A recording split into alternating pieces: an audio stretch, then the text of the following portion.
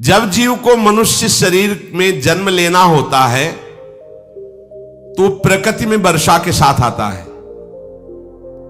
प्रकृति में वर्षा के साथ आया और फसल में मूली, गाजर, गेहूं, अन्न, इनमें वो जीव प्रवेश करता है और उसे माता पिता दोनों पाते हैं। तो सप्तम धातु वीर के रूप में परिणित होता है जीव। वो वीर कण के रूप में माता के उदर में जब प्रवेश करता है तो एक रात्रि में मां का और पिता का दोनों का वो जो वीर मिलता है, उस रज और वीर के मिलने से एक कलल सा बनता है। 5 रात्रि व्यतीत होने के बाद एक बुदबुदा सा बनता है। 10 रात्रि व्यतीत होने के बाद एक बेर की सी आकृति होती है। फिर उसके बाद उसमें धीरे धीरे मांसपेशियां बढ़ने लगती हैं। 1 महीने में उसके सिर निकल आता है, 2 महीने में हाथ पांव अंगों का विभाग होता है, 3रे महीने में नख, रोम, अस्थि, चर्म, स्त्री पुरुष के चिन्ह प्रकट हो जाते हैं, 4 महीने में मांसादि 7 धातुएं प्रकट हो जाती है, 5वें महीने में चेतना जागृत हो जाती है। जैसे अपने चेतना, ऐसे 5वें महीने में गर्भस्थ शिशु की चेतना जागृत हो गई। जीव है पर चेतना 5 महीने बाद मां के गर्भ में जागृत। अब उसे भूख लगती है, प्यास लगती है, वहां की तापमयी जलन, पीड़ा, छोटे छोटे कीड़ों के द्वारा काटना, 6ठे मास में झिल्ली से लपटा हुआ मां की दाहिनी कोख में कीड़े की तरह तड़पता है। उस समय माता को कड़वे और खट्टे पानी की लालसा होती है, जिससे उसके अंगों में जाकर भयंकर जलन होती है। यह है भोग। वो कृमि कीड़े की तरह तड़पता है। मलमूत्र के गड्ढे में बीच में झिल्ली में बंधा हुआ वो जीवात्मा सुकुमार तो होता है, वहां के कीड़े उसे नोचते छोटे छोटे, वो तड़पता है। माता प्रसन्न होती कि जब बच्चा हिलता है, बोले है उसकी दुर्गति हो रही, वहां भयंकर कष्ट पा रहा है। ऐसा क्लेश होता है कि क्षण क्षण में बेहोश होता रहता है। माता के खाए हुए कड़वे, तीखे, गरम, नमकीन, रूखे, खट्टे, यही पदार्थ पाने की इच्छा होती है माता, क्योंकि उसको भोग भोगना है। उसके कोमल शरीर में भयानक पीड़ा होती है जब माता ऐसे पदार्थ खाती है। गर्भाशय की झिल्ली में लिपटा हुआ, आंतों और मलमूत्र से घिरा हुआ सिर, पेट की और पीठ और गर्दन एक कुंडलाकार, ऐसे कंकण जैसा, ऐसी आकृति गर्भस्थ शिशु की होती है। पिंजड़े में बंद पक्षी के समान पराधीन, ना तो वो हिल डुल सकता है ना बोल सकता है, बड़ा असमर्थ दुख को भोग रहा है। चेतना पूरी है। इसी समय भगवान द्रवित होकर उसे ज्ञान देते हैं, गर्भस्थ शिशु को, सबको। जे उसे ज्ञान होता है तो सैकड़ों जन्म के कुकर्मों से याद आते हैं, सैकड़ों जन्म के। ओहो, ये मेरे कर्म का ही फल, मैंने ऐसे कर्म किए इसलिए दुख भोग रहा हूं। बेचैन हो जाता है, कैसे निपट पाऊंगा, सैकड़ों जन्म के कर्म जमा है। अब महान अशांति उसके हृदय में, उस शरीर में भयंकर पीड़ा। कुंडलाकार शरीर है, हिल भी नहीं सकता है, बस कीड़े काटते, बड़ी तड़पन, बड़ी जलन, भूख प्यास की जलन। अब एक और भयानक जलन हुई, उसे स्मरण हो जाता है कई जन्मों के, सैकड़ों जन्मों के पाप कर्मों का। 7वां महीना आरंभ हुआ कि ज्ञान का उन्मेष हो गया। अब प्रसूति वायु उसे चला रही है, तड़पता है वो। सप्त धातु में स्थूल शरीर से बंधा हुआ वो जीव भयभीत होकर के पुकारता है, अगर कोई भगवान है तो एक बार मुझे यहां से निकाल दे। वो विनय करता है भगवान से, कोई अगर भगवान है जिसने मुझे इस बंधन में डाला है, एक बार निकाल दे यहां से, जाके केवल भजन करूंगा। जीव कहता, जंतुरुवाच तस्योपशन्नमवितुम जगदिच्छयात् नाना तनोर्भुवि चलच्चरणारविंदम सोहम ब्रजामि शरणम रकुतो भयम में येने दृशी गतिरदर्श सतोनुरूपा। हे प्रभु, मैं बड़ा अधम हूं, ये ज्ञान भगवान की तरफ से गर्भस्थ शिशु को होता है। देखो, स्वयं वो इतना कष्ट पा रहा है, फिर जब आप गर्भ हत्या करते हैं तो आपका पाप कितना बड़ा होगा सोचो। सब माताओं से विनय है, संयम से रहो, सावधान रहो। ये हत्या ऐसी नहीं कि तुम्हारे दान पुण्य से क्षमा हो जाएगी। ये जो भ्रूण हत्या है, गर्भ हत्या है, बहुत बड़ा पाप है। आप लोग अज्ञान के कारण इसको ध्यान नहीं देते, इसे खिलवाड़ समझते हो। कितना ज्ञान है। बेटी ही मां है, बेटी ही बहन है, बेटी ही पत्नी बनती है, बेटी ही किसी के जीवन को धारण करने वाली बनती है। और आपने गर्भ में देख लिया बेटी है, तुम स्वयं मां होकर उसका साथ दे रहे हो, उसका नष्ट करने के लिए। तुम्हारी तो बात ही समझ में नहीं आती, क्या बुद्धि भ्रष्ट हो गई। अगर पुरुष का इतना महत्व है तो बेटियां ना हो तो तुम्हारी कौन सी गति होगी, सोचो जरा। जीना मुश्किल हो जाएगा तुम्हारा। तुम पुरुष किस काम के रह जाओगे। तुम्हारा अर्धांग काट दिया जाए तो तुम कैसे होगे। ये स्त्री स्वरूप अर्धांग है। जिस घर में मां बहन नहीं है, स्त्री स्वरूप नहीं, स्मशान जैसा वो होता है। ध्यान दीजिए, ये बहुत बड़ी गलती है जो अपनी बेटियों की हत्या करते हैं। ये वो पाप है जो अक्षम्य अपराध है। स्त्री हत्या करना शास्त्रों में बहुत बड़ा पाप कहा गया है। फिर वो तो बच्चा है, बिल्कुल नहीं। जिनसे हो गया है, श्रीमद् भागवत का सप्ताह मूल संस्कृत से सुनो और भगवान से प्रायश्चित प्रार्थना करो कि हे नाथ, भूल से गलती हो गई, दूसरा कोई उपाय नहीं। ध्यान से समझ लीजिए, तुम्हारे भ्रूण हत्या गर्भ हत्या के पाप को नष्ट करने में एकमात्र श्रीमद् भागवत समर्थ है, दूसरा कोई नहीं। कोई दान पुण्य तीर्थ स्नान तुम्हें क्षमा नहीं कर पाएगा। यह ऐसा महापाप है। अगर हृदय में जलन करके और मूल संस्कृत के द्वारा पूरी 7 दिन में भागवत श्रवण की जाए नियम से, तो भागवत समर्थ है, इस हत्या के पाप से भी आपको मुक्त कर देगी। जिनके ऐसे हत्या हो गई हो करवा लो, नहीं तो बुद्धि आगे भ्रष्ट करके तुम्हें हरि गुरु से विमुख कर देगा। ये पाप ऐसा नहीं कि तुम्हें 2-4 माला घुमाने से क्षमा हो जाएगा। ये महत अपराध है। सबकी समझ में नहीं आता, समझ जाओ, नहीं तो आप जहां भी हो वहीं से भ्रष्ट कर देगा। ये अपराध नष्ट नहीं होगा, श्रीमद् भागवत की कृपा से नष्ट हो जाएगा। ये हमें बहुत विश्वास है। श्रीमद् भागवत सप्ताह की ये है ही महामहिम। प्रीति योनि को प्राप्त धुंधकारी को सीधे भगवत पार्षद स्वरूप देकर परम पद में आरूढ़ कर दिया। केवल 7 दिन की मूल संस्कृत एक भी श्लोक नहीं छूटना चाहिए। अगर सप्ताहिकी का पारायण हो तो इस भ्रूण हत्या गर्भ हत्या से भी निवृत्ति मिल जाए। अब वो जीव भगवान को पुकारता है, मैं बड़ा नीच अधम हूं। आहा, भगवान आपने जो मुझे गति दिखाई है तो मेरे कर्म के अनुसार ही है, आपका इसमें कोई दोष नहीं। हम लोग जब कष्ट भोगते तो भगवान से कहते हैं हमने तुम्हारा क्या बिगाड़ा। भगवान ने नहीं बिगाड़ा, तू खुद देख क्या बिगाड़ लिया अपना। करो पापाचरण। अब देखो, हमने तो जीवन में कोई पाप नहीं किया और कितने गर्भ हत्या की है, कितनी खिलवाड़ समझे हो।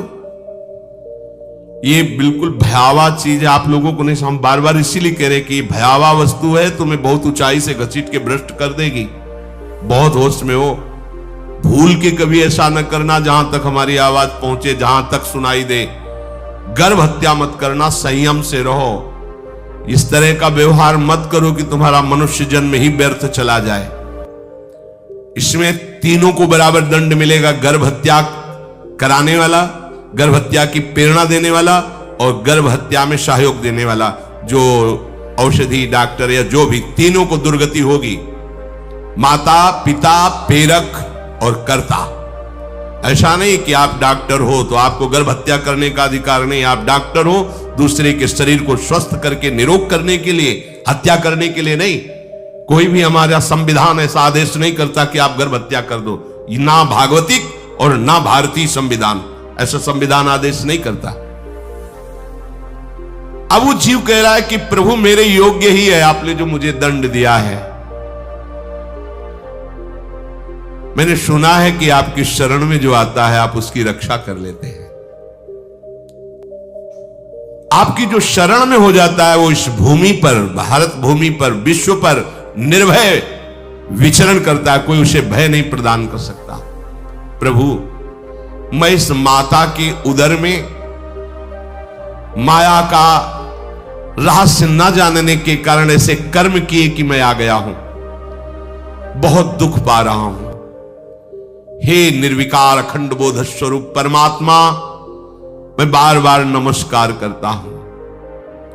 प्रभु मेरे ऊपर कृपा कर दो, एक बार इस गर्भ से निकाल दो, मैं यहां से बाहर जाकर आपका निरंतर भजन करूंगा। ये वादा करके आए हम प्रभु से सब। प्रभु ने करुणा करके हमें चांस दिया है मनुष्य शरीर। प्रभु मैं बहुत जन्मों से इस समय स्मृति आ रही देख रहा हूं, कर्मों में भटकता रहा आपसे विमुख होकर के। ये जो मुझे अभी ज्ञान हो रहा है केवल आपकी कृपा से तत्कालिक है, तत्कालिक। एक तत्कालिक वैराग्य होता है, जैसे कथा सुनियो मन में आया कि अब तो भजन ही करना है। ये तत्कालिक है, स्थायी नहीं है, इसे स्थायी बनाओ। प्रभु आप अंतर्यामी हो, आप सब कुछ जान रहे हो। तीनों तापों की शांति के लिए भक्तजन आपका भजन करते हैं।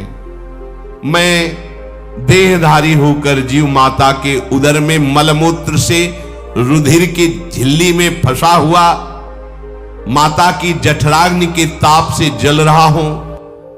प्रभु एक एक क्षण में यहां विकल होकर केवल इंतजार कर रहा हूं कि किस समय मुझे यहां से निकाला जाएगा। दीन बंधु यहां से कब मैं निकलूंगा। स्वामिन आप बड़े दयालु हो, आप जैसे उदार प्रभु ने मुझ गर्भस्थ शिशु को यह ज्ञान दिया।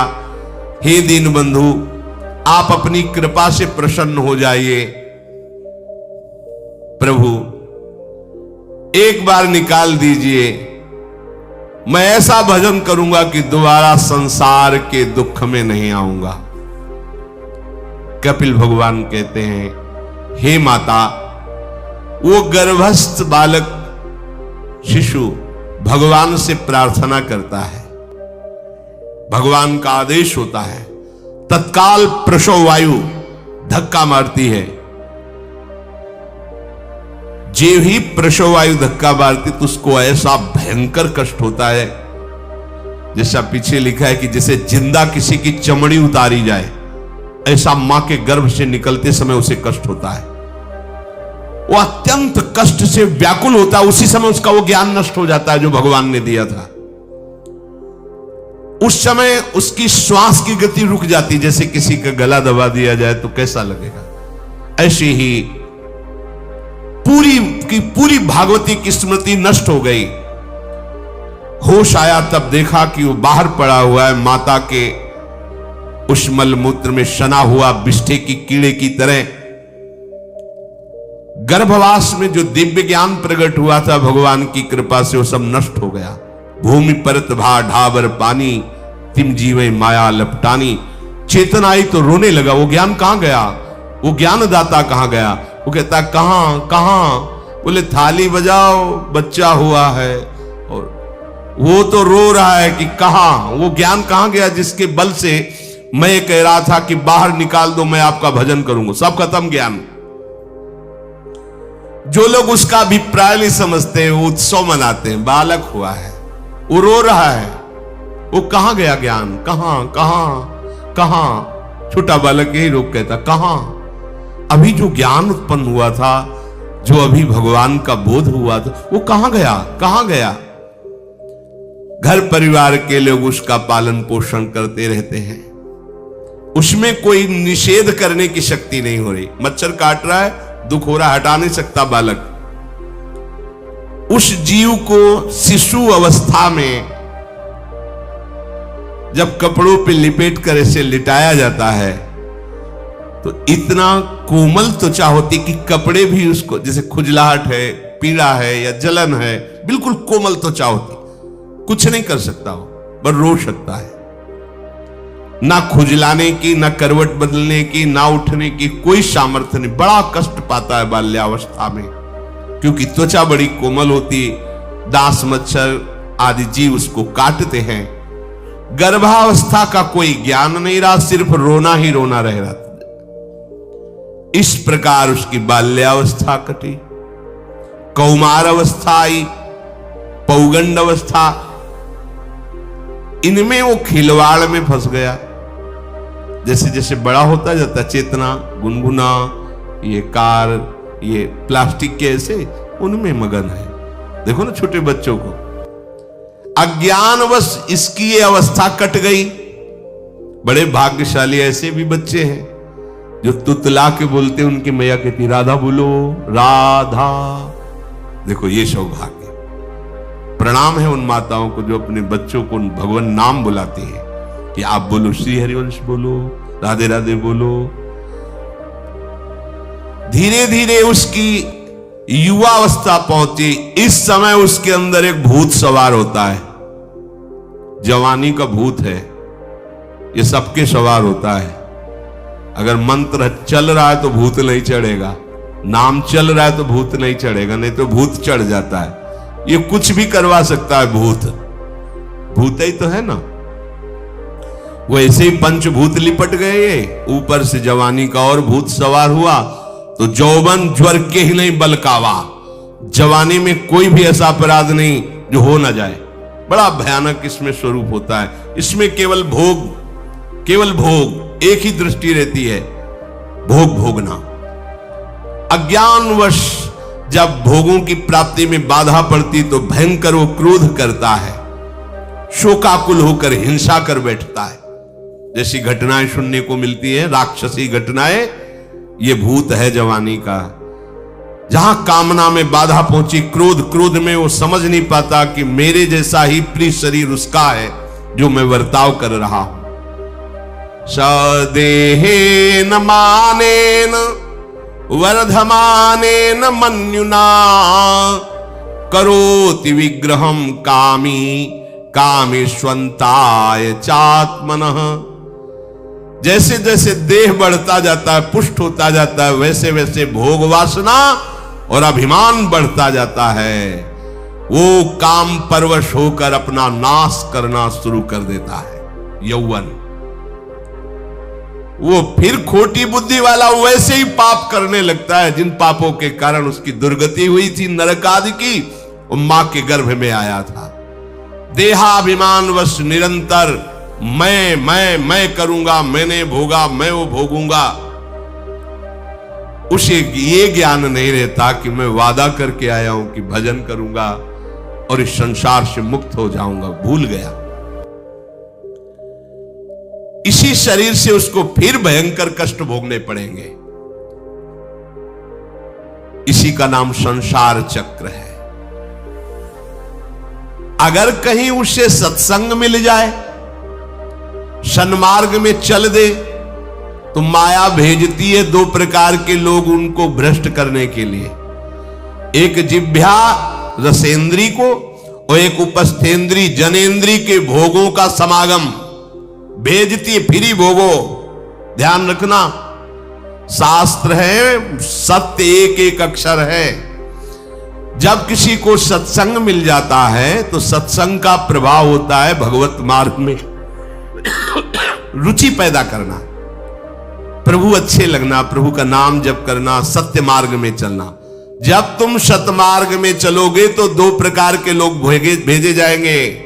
बढ़िया हलवा, बढ़िया खीर, रबड़ी, लो प्रभु, पाओ, आरोगो, रसेंद्री और फिर जनेंद्री। फिरी कोई परेशानी नहीं, भोगिए आप। फिर वो ऐसे विषयी पुरुषों का संग करके वैसे ही पहले की तरह फिर पाप करने लगता है। बहुत होश में, बहुत होश में। इनको ऐसे लोगों का संग कराया जाता है जिससे सत्य, शौच, पवित्रता, दया, संयम, लज्जा, क्षमा, यश, मन इंद्री का संयम, ये सब सद्गुण नष्ट हो जाएं, ऐसे लोगों का संग कराया जाता है। ऐसे लोग बहुत हैं, वो आपको पैसा खर्चा करके वो आपको भोग दिलाएंगे। भोगो भैया, आप इनके लिए नहीं भगवत मार्ग में आए हो, आप प्रभु की प्राप्ति के लिए आए हो। बच्चों, सावधान हो।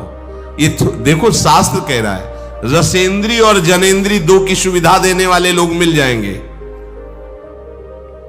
अत्यंत सोचनीय, मूढ़, देहात्मदर्शी ऐसे असत पुरुषों का संग करके भ्रष्ट हो जाता है। अच्छा, वो आग लगा दिए, वो चल दिए, फिर नहीं देंगे। कुछ लोग ऐसे होते हैं, 10 दिन अपने पैसे से आपको नशा करवाएंगे, फिर इसके बाद तुम्हें उनके पैरों में गिरना पड़ेगा, फिर मांगने से भी नहीं देंगे, पहले फिर ही देंगे। आदत बिगड़ गई। अब ऐसे लोग मिलेंगे, मुस्कुराएंगे, हंसेंगे, आपको गले लगाएंगे, आपको लगेगा जीवन का सार मिल गया, फिर इसके बाद जूते चलाएंगे, गली में नहीं देखने देंगे। अब तुम्हारी वृत्ति बिगड़ गई, तुम उधर ही ताको, होश में, होश में। इस जीव को किसी और के संग से ऐसा बंधन, ऐसा मोह नहीं होता जैसा कामिनियों के संग से होता है। भगवान कपिल देव जी कह रहे हैं, न तथास्य भवेन्मोहो बंधश्चान्य प्रसंगतः योषित संज्ञात यथा पुरुषो यथा तत्संग संगता।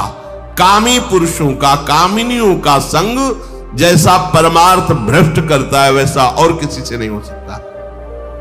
इसलिए तुम इतना अपने को मत साधक समझ लो कि हमारा कौन बिगाड़ सकता है। उदाहरण में दे रहे, प्रजापति स्वाम दुहितरम दृष्ट्वा तद्रूप धर्षितः रोहित भूताम शोनवधा वृक्ष रूपी हतत्रपहा। स्वयं प्रजापति भगवान ब्रह्मा जी ने अपनी पुत्री को जब देखा, प्रसंग आता है, सरस्वती जी, बहुत सुंदर सरस्वती जी है, तो अपने को संभाल न सके। उनके रूप, लावण्य और यौवन के स्वरूप को देखकर भगवान ब्रह्मा जी आकर्षित हो गए। इसलिए दूसरों की तो बात ही क्या है, हम सब ब्रह्मा के ही बनाए हुए हैं, वो आकर्षित हो गए। इसलिए बलम में पश्चिमाया स्त्री मैया जैनो दिशाम या करोति पदाक्रांतान भूर्विजंभेण केवलम। हे माता, मेरी माया का बल देखो, जो अपने पैरों से विश्व को कुचल सकते हैं, ऐसे दिग्विजयों को अपने पैरों के नीचे कुचल दे, वो मेरी माया है। देखो, बलम में पश्चिमाया स्त्री मैया जैनो दिशाम, जो 10 दिशाओं पर विजय प्राप्त कर सकते, उनको भी घुटने टिकवा दे, ये मेरी माया है। संगम न कुर्यात् प्रमदा सुजातु योगस्य पारम परमारुरुक्षुः मत्सेवया प्रतिलब्धात्मलाभो वदन्ति या निरय द्वारमस्य। श्री भगवान कह रहे हैं, अहो मेरी इस माया का बल देखो।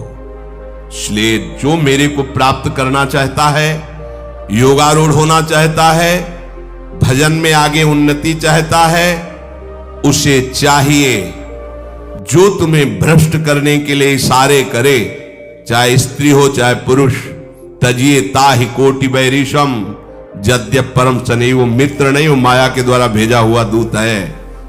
चाहे कोई भी हो, होश में तुम समझते हो कि बाजी जीत गए, भाग्य खुल गए, तरस रहे थे भोगों के लिए, मिल गए भोग। अरे नारकी गतियों से बचने के लिए तुम्हें अवसर मिला था, फिर नरक जा रहे हो।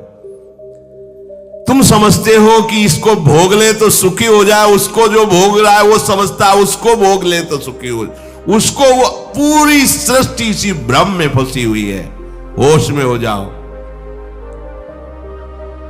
जो परम पद चाहता है, भजन करना चाहता है, ठीक से मार्ग में चलना चाहता है, उसे शब्द भगवान के याद कर लेने चाहिए। चाहे वो स्त्री हो चाहे पुरुष, जो तुम्हें गंदी बातें सिखाए, गंदी बातें दिखाए, गंदी बातें करने के लिए प्रोत्साहन दे, जाके संग कुमति मति उपजय करत भजन में भंग तजोरे मन हरि विमुखन को संग। गृहस्थ हो तो धर्म के अनुसार अपनी पत्नी मात्र में सीमित रहो। ये उद्दंडता तुम्हारा नाश कर देगी। ये जो आज नई रीतियां चल रही हैं, ये भगवान ब्रह्मा जी ने अपने पुत्रों को बुलाया। चारों युग ये पुत्र हैं भगवान ब्रह्मा के, सतयुग, त्रेता, द्वापर, कलयुग। सतयुग से कहा भाई हमने रचा है नरक, तुम्हारा स्वभाव सत्य में स्थित होना है, इसलिए हमारी आज्ञा का पालन करो कि नरक खाली भी नहीं रहना चाहिए। तो उनका पिताश्री, जब हमारा स्वभाव आपने ही रचा है तो मेरे राज्य में कोई नरक जाए, भूल चूक से किसी को नरक नहीं जाने देंगे। त्रेता से कहा तो उन्होंने कहा कोशिश करेंगे अपने बड़े भाई का अनुगमन करने की। द्वापर से कहा तो उन्होंने कहा कोशिश करेंगे आपकी आज्ञा का पालन करने की। समझना। लेकिन जब कलयुग आया तो मुस्कुरा के बोला, पिताश्री जैसे बड़े भैया ने कहा मेरे राज्य में कोई नरक मेरी जानकारी में नहीं जा पाएगा, ऐसे ही मेरे राज्य में कोई स्वर्ग या परम पद मेरी जानकारी में नहीं जा पाएगा। मैं सीधे हाउसफुल करूंगा नरक। देख लो ना, शराब पीना, व्यभिचार करना, जुआ खेलना, चोरी करना, हिंसा करना, इसके प्रधान स्थान है। ब्रह्मा जी से कहा आप चिंता मत करो, जैसे बड़े भैया कहते हैं कि हमारे राज्य में कोई नरक नहीं जाएगा, ऐसे हम आपको वचन देते हैं। अगर हमारी दृष्टि पड़ी तो न स्वर्ग जाने देंगे न परम पद में जाने देंगे। तभी महाप्रभु कहते पाए जान जगत में सब जन कपटी कुटिल कलयुगी तंचु। कलयुग ने सबको देख रखा है, सबको अधीन कर रखा है। अगर बच सकते हो तो एक हरिनाम है, राधा नाम है, जो कलयुग का प्रभाव नहीं पड़ने देगा। इसलिए होश में, चाहे वो पुरुष हो या स्त्री हो, रिश्तेदार हो, नातेदार हो, कोई हो, जिसके संग से भोग वासना बढ़े, भगवत विमुक्ता हो, दूरी बना लो, तत्काल दूरी बना लो। वो मित्र नहीं, वो भारी दुश्मन है, जो तुम्हें फिर वही दुर्गति में ले जाएगा जो गर्भ में वादा किया वो नहीं कर पाओगे। भगवान कह रहे मैं इसलिए मना कर रहा हूं कि ये खुला हुआ नरक का द्वार है। वदंतिया निरय द्वारमस्य, निरय माने नरक का द्वार, अस्य माने ये भोग विलासिता खुला हुआ नरक का द्वार है। इसका भाव यह है इसमें सुख तो है नहीं, सुख भासता है। भासना और है में अंतर है। जैसे रेत में हम देखते हैं सूर्य की किरणें पड़ने पर निर्मल जल भासता है, और प्यास के कारण हम दौड़े तो वहां बालू ही मिलेगी, फिर आगे भासता है, फिर भागे तो फिर भागने से प्यास बढ़ती जाती है, पानी मिलता नहीं। ऐसे ही परस्पर आकर्षण में सुख भासता है, होता नहीं। जब हम उसको स्वीकार कर लेते हैं तो एक मन में उदासी आती कि यहां वो तो मिला नहीं जो चाह रहे थे, तो वो दूसरा दिखाता है, वो आगे वो उधर गया, तो फिर वो पूरा जीवन नष्ट हो जाता है। और मिला नहीं क्योंकि है नहीं, भासता है, सुख भासता है नहीं। प्रभु में सुख भासता नहीं, प्रभु में सुख है, भासता नहीं है। इसलिए जो भासता में लगे वो प्रभु में नहीं लग पाते, क्योंकि वहां भासता नहीं है, वहां भास रहा है, वो है नहीं। यहां है, भास नहीं रहा है तो है का परिचय नहीं है, इसलिए वो यहां लग। और जो लग गया, नाच नाच के मीरा जी कहती पायो जी पायो मैंने राम रतन धन पायो। पति है। प्रथम रात्रि में मीरा जी ने राणा साहब से कहा कि आप हमारी बात शायद समझ सकते हो, आप हमें स्पर्श मत करना। मैंने सुहाग गिरधर के नाम का भरा है, मैं तुम्हारी पत्नी नहीं हूं। लोक व्यवहार के कारण तुम पति रूप में आए हो, तो मैं चाहती हूं कि तुम मेरा सहयोग करो। मैं एक पतिव्रता हूं गिरधर की। मेरे तो गिरधर गोपाल बैठे थे एक ही सैया में, उतर के चरणों में बैठ गए। मीरा जी के चरण पकड़े के अहो भाग्य, मुझे ऐसे सौभाग्य मिला कि आपका पति होने का। एकांत में आप हमारी गुरु होंगी और समाज में आप पत्नी का स्वांग करेंगे, जिससे आपको विक्षेप नहीं पड़े। आजीवन निर्वाह किया। एकांत में गुरुवत मीरा जी के प्रति व्यवहार करते राणा साहब, और व्यवहार में मीरा जी पत्नी जैसा व्यवहार में बाहर, और अंतर में ऐसी सदगति हुई राणा की जो बड़े बड़े योगियों को दुर्लभ है।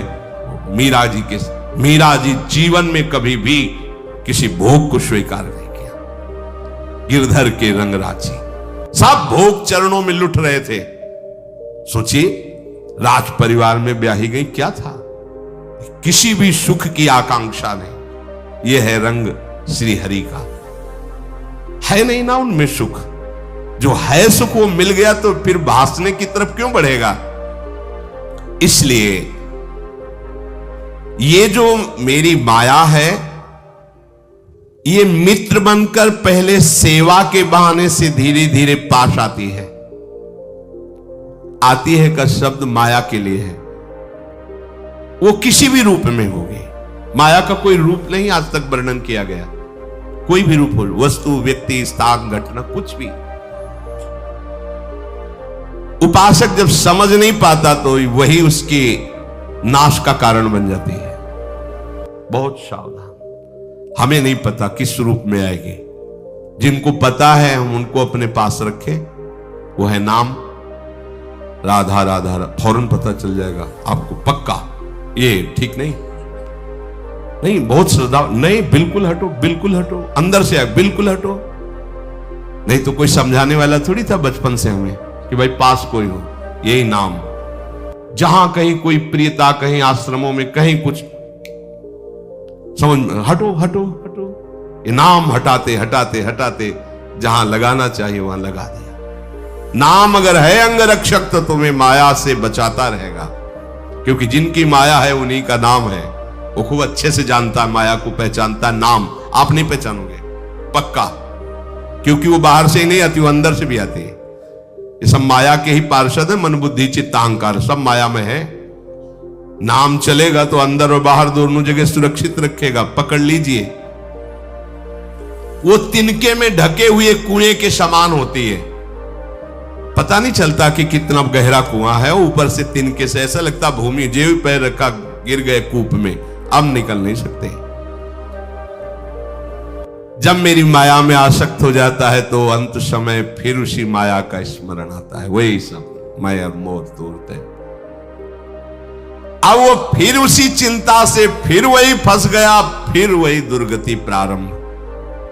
तो हे माता, जो हरि से विमुख हैं उनका ये चक्र चलता रहता है। पुनरपि जननम पुनरपि मरणम पुनरपि जननी जठरे शयनम।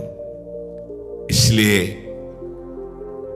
मुमुक्ष उपासक को चाहिए कि ना कोई भय स्वीकार करो, डरो मत माया से। देखो भगवान के वचन, ना किसी के सामने दीन हो। भक्ति की दैन्यता अलग है, विषयों की दीनता नहीं। ये साधु में कभी नहीं हमने देखा, किसी भी साधु में ये नहीं। साधु है ये नहीं होगा जब मर जाए पक्का। और साधुता नहीं है तो फिर इतना ही है, फिर और रही क्या गया है। फिर साधुता में ये तो नहीं होता पक्का। हम कहते हैं बहुत हजारों संतों से मिले, ये नहीं होता। अरे रिद्धियां सिद्धियां मारी घूमती पीछे, वो हाथ फैलाएंगे। हाँ, आचार्य आदेश के कारण रोटी मांगते हुए बड़े बड़े सिद्धों को देखा गया है। टुकड़े रोटी के मांगने, आचार्यों का आदेश है। भिक्षा औषधम अन्नम, भिक्षा रूपी अन्न रूपी औषधि से उदर पोषण करे, ऐसा आचार्य। चाहे वो भगवान शंकराचार्य हो, चाहे आप प्रेम के उपासक हो। भूख लगेगो मांग खाऊंगो, गिनो न सांझ सवेरो, ब्रजवासिन के जूठ टू करो, घर घर छाछ महेरो, ऐसो कब करी हो। बस साधु 30 मिनट के लिए केवल भिक्षुक बनता है और 23.5 घंटा के लिए बादशाह रहता है। मिले तो ना मिले तो बस भिक्षा, वो बादशाह। जाय न चाहे कबो कुछ तुम सन सहज सने, बसो निरंतर तासुर सुराउर निजगे। साक्षात भगवान हृदय में खेलते रहते हैं। दीनता नहीं होनी चाहिए। ये भागवतिक दैन्यता अलग है। ये दलिद्रता रूपी दीनता नहीं होनी चाहिए कि ठंडी लग रही कपड़ा दे दो, देखो हमें तीर्थ यात्रा करनी पैसा दे दो, हमें यज्ञ कर। कौन सी यज्ञ करनी तुम्हें? कौन सी यज्ञ? श्वासों को बोलो राधा राधा राधा, एक एक श्वास की आहुति, इससे बड़ी कोई यज्ञ होगी? पूरा जीवन समर्पित, इससे बड़ा कोई तीर्थ होगा? अरे जहां चरण रख दे वहां तीर्थ प्रकट हो जाए, ऐसी भक्ति की महिमा होती। तीर्थी कुर्वन्ति तीर्थानि। ये दीनता नहीं होती साधुओं में, पाखंड में होती। दीनता साधुता में नहीं होती। इस विषय की ये दे दो बाबूजी, अरे धिक्कार है, धिक्कार है। कहा वह मोर दासा करे तुच्छ नरन के आशा, तो कहो कहां रहा विश्वासा। जिसने बिना किसी सहयोग के एक सेकंड में अनंत ब्रह्मांडों को रच दिया, वो हमारे स्वामी है। इसके बाद तुम ऐसे मांगते घूमो, कहां दासता रही? भय, जिसके भय से मृत्यु भी भयभीत होकर काम कर रही, जिसके भय से सूर्य चंद्र प्रकाशित हो रहे, जिसके भय से पृथ्वी जल में नहीं डूब रही, वो हमारा स्वामी है। फिर हमें भय किससे? मोह, चराचर जगत मेरे प्रभु का अंश, बस इस बात से प्रीति है, कोई शारीरिक संबंध से नहीं, माता पिता भाई बंधु नहीं। हमारा संबंध नाते नेह राम के मनियत सुरत सुदेव, जहां लो जितने भी संबंध है केवल आराध्य देव के संबंध से। बस निसंग भाव से वो फिर भगवत प्राप्त हो जाता है। ये सावधानी रखनी। निसंग भाव, कोई मित्र नहीं, कोई शत्रु नहीं। इस माया में संसार से मुक्त होने का यही उपाय है। भय नहीं, दीनता नहीं, मोह नहीं, किसी का संग नहीं, अपने श्यामा श्याम श्यामा श्याम श्यामा श्याम, उनके नाम की, उनके आश्रित। वो आगे से आगे ऐसा दुलार करते हैं, आपको सोचना ही नहीं पड़ेगा। जैसे माँ को पता है बाल भोग कब कराना है बच्चे को, कौन सी पोशाक धारण करानी है, कहां उसको खेलने ले जाना है, ऐसे ही हमारे प्रियालाल को पता है ये दास है, इसको कब क्या। सच्ची मानिए, आगे से आगे व्यवस्था उनकी। आश्चर्य में हो जाओगे आप जब अपना अहंकार उनको समर्पित कर दोगे। हम अहंकारी जीव अपने अहंकार के कारण धक्का खाते घूम रहे नहीं। अखिल कोटि ब्रह्मांडों का सृजन करने वाला प्रभु है। 4 लाख योजन का एक पहाड़ केवल है, सोने का प्योर सोने का, मिलावट नहीं। 4 लाख योजन, एक योजन 4 कोस, एक कोस 3 किलोमीटर। कितना एक से एक रत्न इस पृथ्वी में है। ऐसे मालिक के गुलाम हो, ऐसे हाथ फैलाते हुए। राधा राधा। इस शरीर को बहुत ध्यान से सुन लो, जो इस शरीर को निक्षेप माने धरोहर होता है, धरोहर की भांति। जैसे हम तुम्हें दे दें कि 500 रुपए रख लो, हमें जब काम लगेगा ले लेंगे, तो 500 रुपए रखे आपकी जेब में, लेकिन आप कभी उसे अपना नहीं मानेंगे।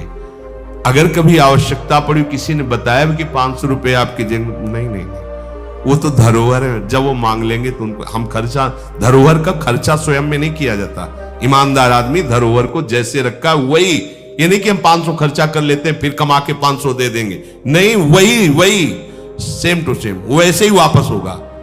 तो ये शरीर प्रभु की धरोहर है। सुधा निधि में भी एक श्लोक में आया है, ये प्रियाजू की धरोहर है। कबीरदास जी ने कहा है, चदरिया जैसी की तैसी धरि दीनी। जैसी दी थी प्रभु, हमने मलिन नहीं की, वैसे की वैसे वापस कर दी। तो क्या होगा उसका परिणाम? मोक्ष, भगवत प्राप्ति। इसे मलिन करने का अधिकार तुम्हें नहीं। ये चदरिया जो मिली है, मनुष्य शरीर, ये भगवत प्राप्ति। इसे गंदा मत करो। शरीर को धरोहर की भांति रखकर, ये गुरु की संपत्ति है, ये इष्ट देव की संपत्ति। तन वांग मनोभिरमलई सोहम तविवासिता। ये शरीर, ये मन, ये वाणी हमारे गुरुदेव को समर्पित, उनकी आज्ञा के अनुसार चलना है। तो क्या होगा? अनासक्ति बढ़ेगी, किसी से कोई राग नहीं। अनासक्त होकर वो भगवत प्राप्त हो जाएगा। एक ही उपाय समस्त दुखों से बचने का, मामुपेत्य। जो मेरे आश्रित हो गया, मेरा भजन करता है, पुनर्जन्म नहीं होता उसका। क्योंकि दुखालयम शाश्वतम, संसार में वही जवानी, वही बुढ़ापा, वही रोग, वही योनियों में भटकना। थोड़ा तो थक जाओ। तुम्हें नहीं चाहिए दिव्यता तो कम से कम इतना समझ लो। फिर वही प्रारंभ वाली बात कहते हैं कि देश विदेश सुख के लिए भटकते हो, तो हम भी तो ऐसे देश की बात कर रहे जहां सुख ही सुख है। जहां काल की भी चाल नहीं है, वो है निकुंज देश। निकुंज देश के राजा हैं श्यामा श्याम। चलो ना वहां, राधा राधा रूपी धन कमाओ, यहां किसी से व्यवहार न करो, प्रेम का व्यवहार भगवत समर्पित करो, राग द्वेष का व्यवहार मत करो, तो इसी जन्म में ये कर्म परंपरा खत्म हो जाएगी। पता नहीं कौन कौन सी योनियों में हमें जाना पड़े मां के गर्भ में। इसलिए भाई, ये आखिरी जन्म होना चाहिए, ऐसा कर लो, ऐसा धन कमा लो जो तुम्हारे साथ चले, वो है राधा नाम। अब जीवन में धोखा ना होने पावे। सबसे प्रार्थना है, बच जाओ, आगे और कलयुग भयानक रूप लेके आएगा, आपसे भजन नहीं होगा। अभी देख लो, न खान पान पवित्र है, न संग पवित्र है, न दृश्य पवित्र है, आगे तो और भी। ये ऐसा समय पैदा करेगा कलयुग कि कोई राम कृष्ण हरि नाम सुनाई नहीं देगा। भा भ्रष्टाचारा सब संसारा धर्म सुने नहीं, कहीं स्वाहा स्वधा तो खत्म होता जा रहा है। देख लो, पहले यज्ञों की भरमार होती थी, कहां यज्ञ हो रहे हैं। ऐसे ही अभी सत्संग सुनने को मिल रहा है। कितने जगह सत्संग होता है, भगवत प्राप्ति का कितनी जगह सत्संग होता है, खोज लो आप पूरे भारत में। कितनी जगह शुद्ध शास्त्र सम्मत भगवत मार्ग की बात मिलेगी। कितने नाम जापक रह गए हैं। वास्तविक आगे चल करके आपको सपोर्ट ही नहीं मिलेगा भक्ति का। जैसे अभी डरने लगे कि अगर तिलक लगा के जाएंगे तो ऑफिस वाले क्या कहेंगे। स्कूल में तो कंठी और तिलक ही नहीं धारण करने दिया जाता। बच्चे कहते हैं, घर में कहते हैं तुम सुहागवती हो, कंठी तो विधवा धारण करती हैं। कैसा दुर्बुद्धि घर वाले। और ठाकुर सेवा, ये तो विधवाओं का काम हुआ। सच्ची सौभाग्यवती वही है जिसने ठाकुर सेवा स्वीकार कर ली। सच्चा मंगलसूत्र कंठी ही है जिसने हरि का पहन लिया। कैसी मंद बुद्धि है लोगों की। ऐसी मतलब सौभाग्यवती भी कंठी पहन सकती है, तो हमें लगता है इससे बड़ा दुर्भाग्य क्या होगा, हम इसे सौभाग्य मानेंगे। राम हरि कृष्ण बोल न पावे, कंठी न धारण करे, रज न धारण करे, और उसे सौभाग्यवती, तो कौन सा सौभाग्य। मरण धर्मापति, कुछ दिन में वो भी मरेगा, फिर बनना क्या बनना। न भजन लायक रह जाओगे, न संसार लायक रह जाओगे। प्रार्थना मान लो, थोड़ा कड़ुआ लगेगा लेकिन बहुत मीठा है परिणाम इसका। यत् अग्रे विस्मयो परिणामे अमृतोपमम। जिसमें शुरुआत विष जैसी लगे, उसका परिणाम अमृत में होता है। खूब भजन करो और इसी जन्म में श्री जी को प्राप्त करो।